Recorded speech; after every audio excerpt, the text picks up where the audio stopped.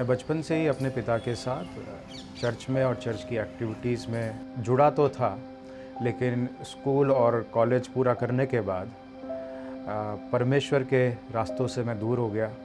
इसलिए मैंने कभी परमेश्वर को आत्मिकता और गहराई से नहीं जाना। और मेरे पिताजी बार बार समझाते थे कि परमेश्वर से प्रार्थना करो, उनके वचन का पालन करो, उनसे जुड़ो, लेकिन मैंने उनकी बातों पर ध्यान नहीं दिया। वक्त गुजरता गया। डैनियल ने नौकरी करके 2010 में शादी भी कर ली। शादी के बाद कुछ साल बहुत अच्छे गुजरे। शादी के 4-5 साल बाद हमारे एक बेबी गर्ल लड़की हुई, जो कि 7 महीने की प्रीमेच्योर बेबी थी और उसको पैदा होते ही वेंटिलेटर पर रखना पड़ा, क्योंकि डॉक्टर्स ने कहा कि इसके फेफड़े नहीं बने हैं, ये बचेगी या नहीं मालूम। उन्होंने ये भी कहा कि इसे 3 हफ्ते तक हॉस्पिटल में ही रखना पड़ेगा। ये सब बातें सुनकर मैं, मेरी पत्नी और हमारा पूरा परिवार बहुत निराश हो गया और प्राइवेट हॉस्पिटल में रहने के कारण हम आर्थिक हालातों में भी फंस गए। इन्हीं हालात के कारण उन्होंने बेबी को गवर्नमेंट हॉस्पिटल में शिफ्ट करा दिया, जिससे बेबी का इलाज रेगुलर चलता रहे। बच्ची को गवर्नमेंट हॉस्पिटल के डॉक्टर ने देखकर भी यही कहा कि इसे 2 से 3 हफ्ते और लगेंगे। ये सुनकर मेरे और मेरी पत्नी का दिल टूट गया, क्योंकि हम पहले से ही 1 महीना हॉस्पिटल में रह चुके थे और अब हमारे सब्र का बांध टूट रहा था।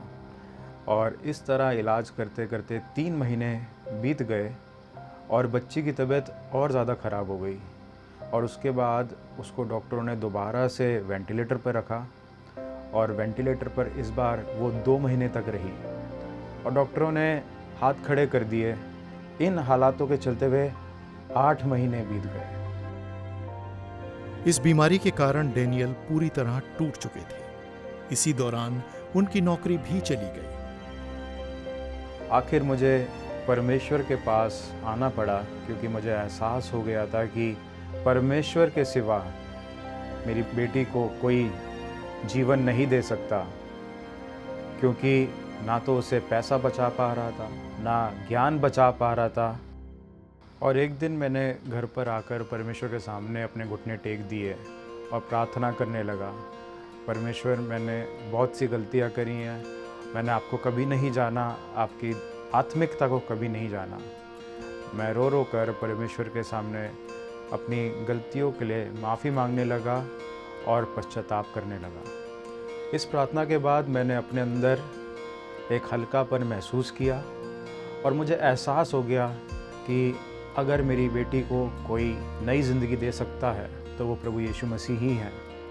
मैंने और मेरी पत्नी ने ये निर्णय लिया कि अब हम अपने लिए नहीं जिएंगे, परंतु परमेश्वर के लिए जिएंगे और परमेश्वर के वचनों पर चलेंगे। अब डैनियल अपनी दीनता और ईमानदारी से परमेश्वर से प्रार्थना करने लगे। प्रार्थना के बावजूद मेरी बेटी की तबीयत में ज़्यादा सुधार नहीं हुआ और डॉक्टर ने 8 महीने बाद उसे डिस्चार्ज कर दिया, लेकिन ऑक्सीजन के साथ। घर आकर हम अपनी बेटी के लिए प्रार्थना करने लगे और ऐसे ही एक दिन एक वचन याद आया कि विश्वास कर्म बिना अधूरा है। इस वचन के अनुसार हमने परमेश्वर पर भरोसा किया और हम प्रार्थना करने लगे और हर बार प्रार्थना करने के बाद हम उसका ऑक्सीजन हटाते और उसका ऑक्सीजन चेक करते, फिर प्रार्थना करते, फिर ऑक्सीजन हटाते। ऐसे ही एक दिन सैटरडे को हमने प्रार्थना करके उसका ऑक्सीजन हटाया और जब चेक किया तो उसका ऑक्सीजन लेवल मेंटेन होने लगा। हमने प्रभु यीशु मसीह को बहुत धन्यवाद दिया। बेटी के ठीक होने के बाद डैनियल जान पाए कि प्रार्थना ही जीवन का सार है। हालांकि डॉक्टर ने कहा था कि इतना लंबे समय तक ऑक्सीजन पे और वेंटिलेटर पर रहने के कारण उसके दिमाग पर, आंखों पर असर पड़ेगा, उसको बार बार हॉस्पिटल में भर्ती होना पड़ेगा और हो सकता है कि कोई ऑपरेशन भी करना पड़े, लेकिन ऐसा कुछ भी नहीं हुआ। आज मेरी बेटी 10 साल की हो चुकी है और बेशक मेरी बेटी की बीमारी के दौरान मैंने और मेरी पत्नी ने बहुत दुख झेला, लेकिन परमेश्वर का वचन रोमियो 8:28 में कहता है कि सब बातें मिलकर भलाई को ही उत्पन्न करती हैं, और आज मैं इस वचन पर विश्वास करता हूँ।